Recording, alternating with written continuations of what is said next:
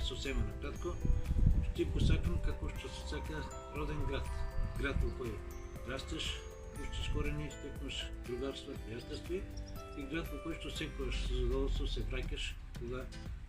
мораш некој да отпатуваш на страна. И како директор и како вработен во училиштето сум имал можност преку тие бројни меѓународни проекти да бидам присутен, да присуствувам и да соработуваме со соодветни училишта, коледжи од Франција, од Англија, од Германија, по Романија учествувавме неколку години на мехатроничка олимпијада, Словенија и така натаму, значи ако правиме една паралела, разликата е огромна помеѓу, значи не само во поглед на условите во образованието, во образовните институции, туку и во самиот систем на образование.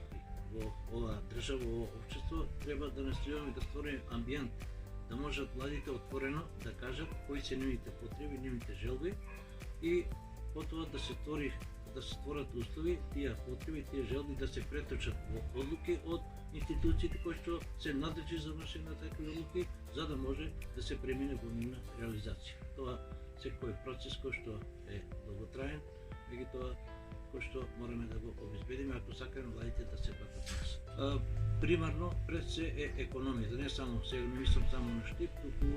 генерално во Македонија, генерално во регионот, да кажам, економијата, економските прилики се тие кои што во најголем дел ги детерминира тоа иселување на младите, кој што е евидентно. Значи, не само во последниве години, јас би рекол во последнава деценија, проблемот со иселувањето претежно младите е проблем не само на Македонија, туку тоа е проблем на земјите од регионот, вклучително и на земјите членки на Европската унија, Хрватска, Бугарија и така натаму. Да, и имам, значи во периодот е таков да имаме, секој од нас има по некој свој близок, кој што посебно од младите, кој што е во Германија, во Америка,